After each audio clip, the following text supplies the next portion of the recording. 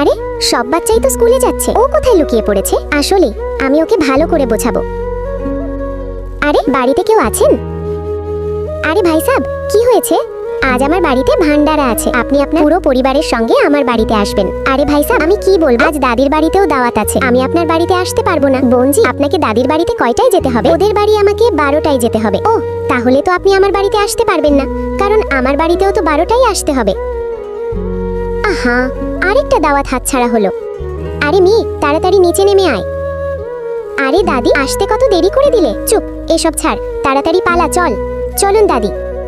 দেখুন, আমার কেউ যেন বাইরে থেকে ঢুকতে না পারে, আমি থাকতে বাড়িতে কেউ ঢুকবে না। আরে আঙ্কেল জি, ভান্ডারা কোথায় হচ্ছে? আরে তোমার মম্মি তো বলেছিল আসতে পারবেন না, তুমি কোথা থেকে চলে এলে? আরে মম্মি বলেছিল, আমি তো বলিনি। আচ্ছা ঠিক আছে, তুমি যাও, আপনি বাড়ি চলে যান, আমি তো আপনাকে কার্ড দিইনি। আরে আমার সঙ্গে দাদিও এসেছিল, আমি একা যাব নাকি? আমার সঙ্গে দাদিও যাবে। আরে যেতে দাও, যতই খাক। আচ্ছা ঠিক আছে, যান। চল মেয়ে, এত খাবার আমি চুরি করেছি, পরে খাবো।